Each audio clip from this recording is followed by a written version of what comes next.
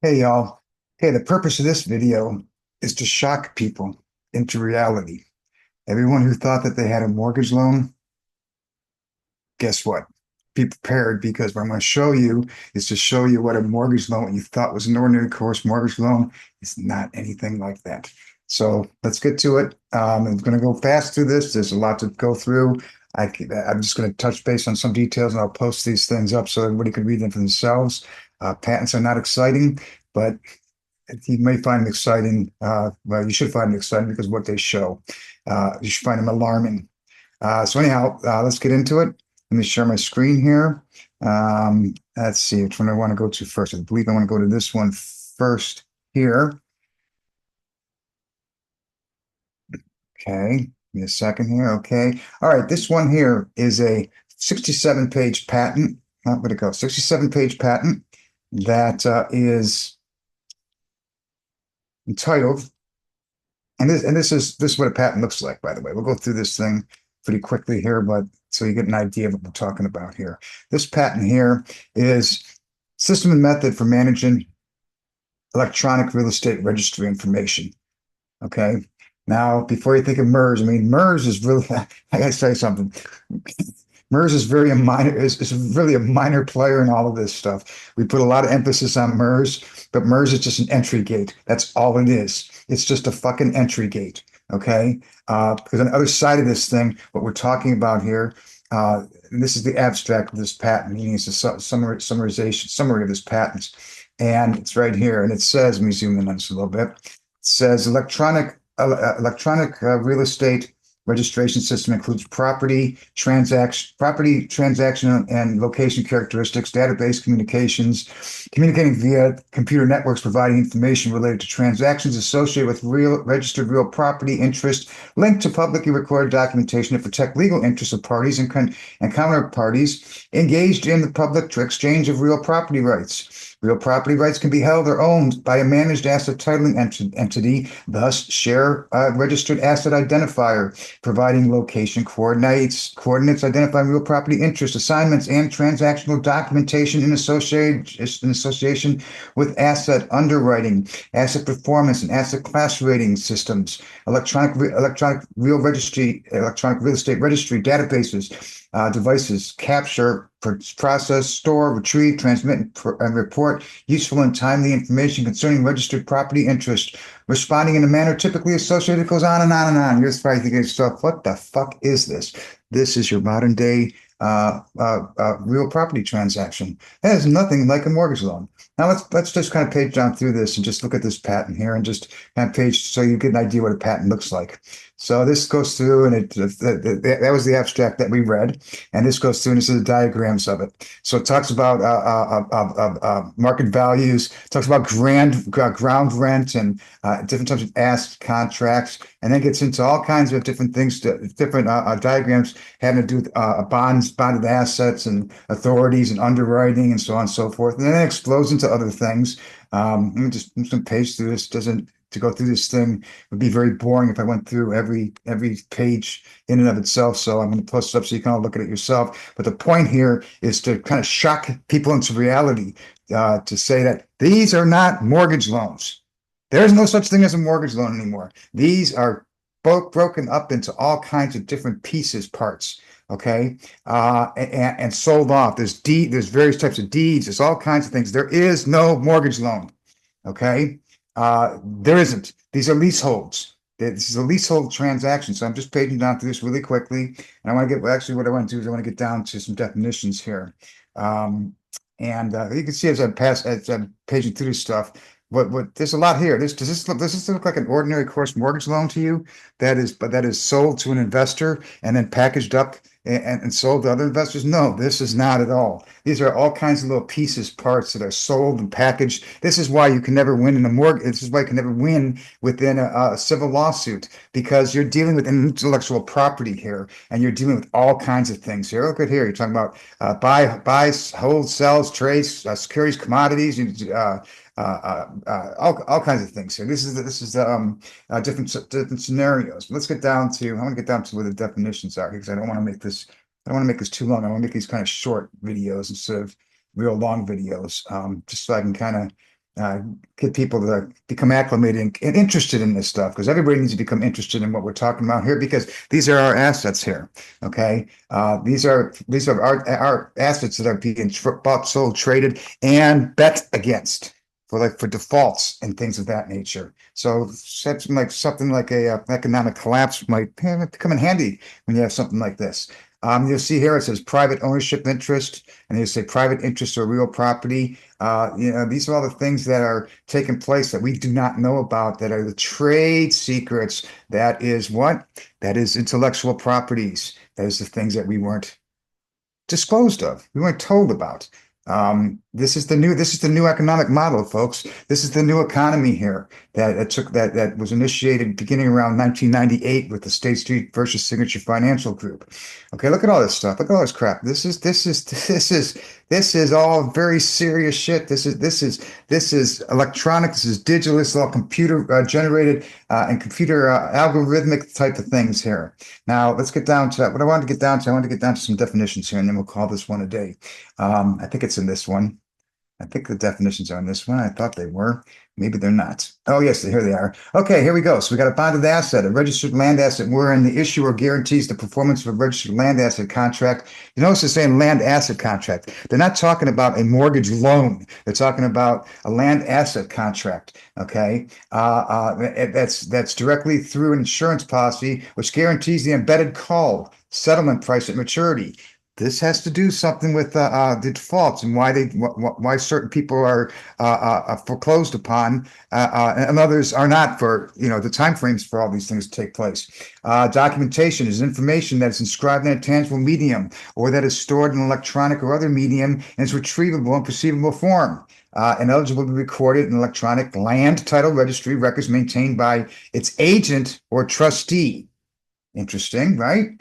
So it goes through a couple of definitions: electronic document, electronic signatures, a free asset, a registered land asset wherein the embedded call has expired. As a holder, the holder, a registered asset contract owner. So all of these fractional interests are being sold off. You have these different holders that have interest in these things, and they're betting against us. They're betting against what our performance is going to be on these things. So we're nothing more than a pawn that's being used to be bet against. Okay, now income asset, a registered land asset wherein land sale proceeds paid in exchange for the land title underlying the registered land asset are greater than the present worth of its calculated value at par value. Okay, inter-party agreement, a body of technical documents that comprises the formal contract between an agent or a trustee and the holders of beneficial interests in real property assets controlled or managed by the agent or trustee. So in other words, see, the trustee's not for us. They stole our identity. Okay, they stole our identity, and we don't have any beneficial ownership in these things. That's why you cannot win in a civil lawsuit. You don't have any. There's a party between us and who we should be talking to, or we could be talking to. We could be suing, or would have to deal with us. That's not, because MERS, that agreement put an intermediary between us and them, a power of attorney that is irrevocable. This is why we don't get anywhere with these things. This is why we're losing our homes. This is why nobody's gaining any wealth in this country. It's because it's all been taken. It's all been taken through these patented processes, through these conjured schemes that we know nothing about.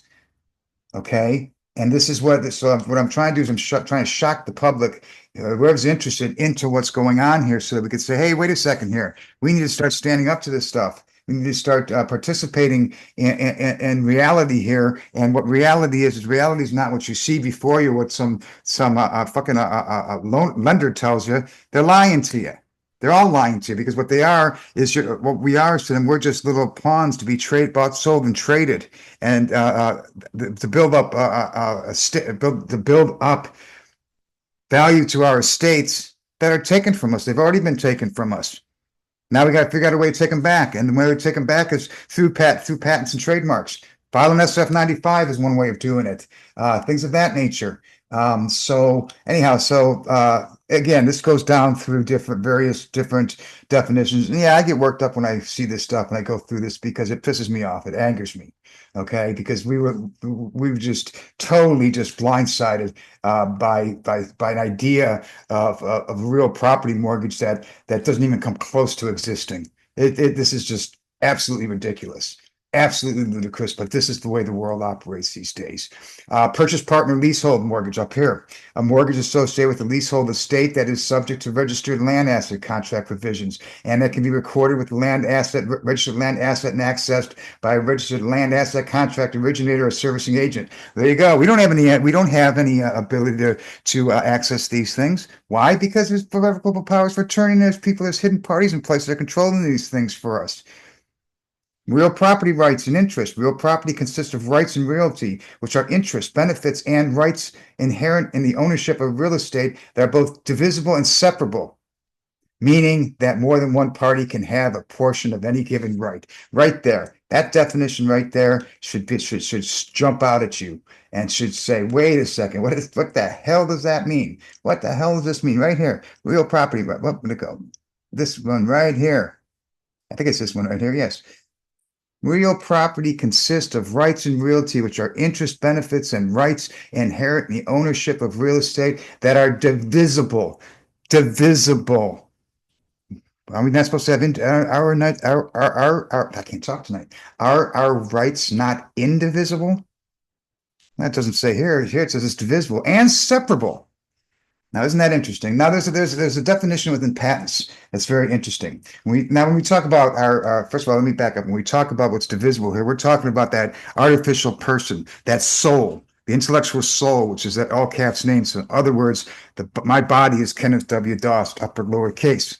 Because we're not talking about estates here. We're talking about our production aspects here, right? As indentured servants. And the all caps name, the artificial person, Kenneth W. Doss, all caps. So we're talking about it's been made divisible. Body and soul is supposed to be indivisible, in union with one another.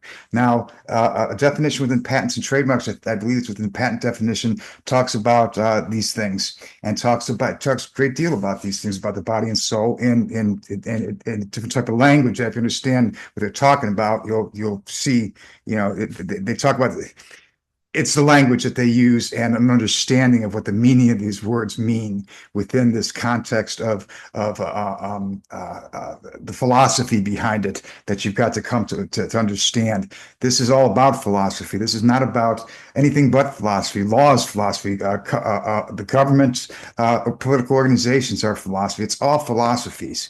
Okay. And philosophy becomes codes and statutes or political organizations, so on and so forth. But it all starts out as a philosophy.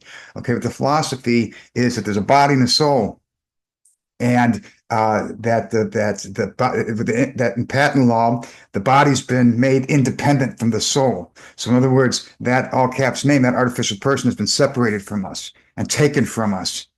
And now we got to bring it back together. That's not us that's out there. Okay, we didn't do these things, but it is something that refers to us and it belongs to us. Those are our gifts that God gave us, and you're seeing those gifts being exploited here. So this is been thrown a lot at you in this, and I don't know how else to really. I don't want to go through this stuff line by line because it's very confusing. It's very dark when you start to understand it, but you have to get slapped in the face. Everybody needs a good slap in the face or slap in the fanny and say, this is what we're dealing with here, folks. So anyhow, on that note, I'm going to sign off. We'll pick this up again, and I hope you join us. Please donate if you can. That'd be fantastic to hopefully keep this channel going and actually get a channel going. And I've got a lot to talk about, a lot to show, a lot to share. And hopefully you'll join us and become interested and become a frequent watcher. Thank you very much. Have a good evening.